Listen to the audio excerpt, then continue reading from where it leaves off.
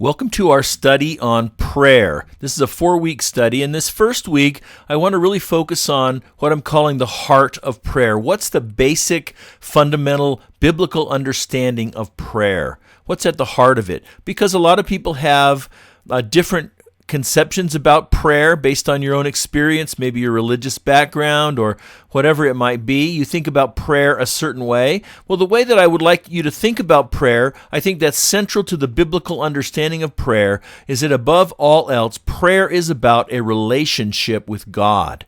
Prayer is simply communication with God. That's how we develop a relationship with Him. As in any relationship, if we don't communicate, we're not developing that relationship in greater depth and scope. And so prayer is the same way in our relationship with God. It's not primarily a way to get things from God. It's primarily about a relationship with God. And Jesus pointed that out in Matthew chapter 6. Let's look at verses 5 and 6. He said, "When you pray, do not be like the hypocrites, for they love to pray, standing in the synagogues and on the street corners to be seen by others. Truly I tell you, they have received their reward in full. But when you pray, go into your room, close the door, and pray to your Father who is unseen. Then your Father who sees what's done in secret will reward you." Now, this isn't about whether we should pray in public or whether we should only pray in private. There are other biblical examples of the church gathering together to pray in public together, but it's about the heart of prayer. It's about what prayer means. He says, go pray in secret with God. He's going to reward you. He's going to hear you, even if nobody else does. See, it's a relationship. But he's speaking to the religious people of his day. He called them hypocrites because their outward and inward practices weren't the same. But he called them that because they love to be seen praying in a way that other people would know how pious and how devoted they were.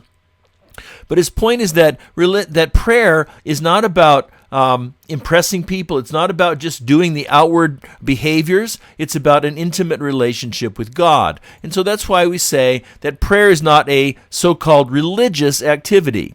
It's a spiritual activity, but religious in the sense of a formal ritual, an obligation, something that other people can measure you by. It's not. It's a relational activity with God.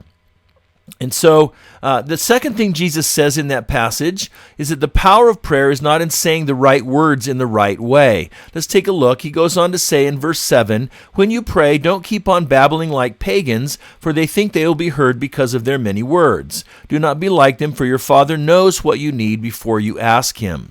He says, all right, don't be like the religious people and turn prayer into a ritual. He says, likewise, don't be like the pagans who turn prayer into a way to manipulate their deities. They think that by saying a lot of words or saying the right words, they can make prayers like an incantation that can get God to do what they want God to do. But he says, no, your God's a father. He's not just some distant deity. He already knows what you need. And so prayer's not a way to try to manipulate him to get what you want.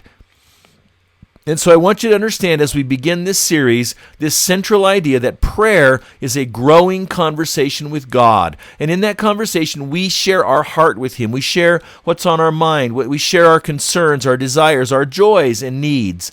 And He shares His heart with us as well, as we learn to listen to Him and we learn what matters to Him in prayer. And so as you think about prayer as a conversation, as a relationship with God, I want to encourage you to pause the video, take a look at the discussion questions you see on the screen, and talk about those for the next few minutes.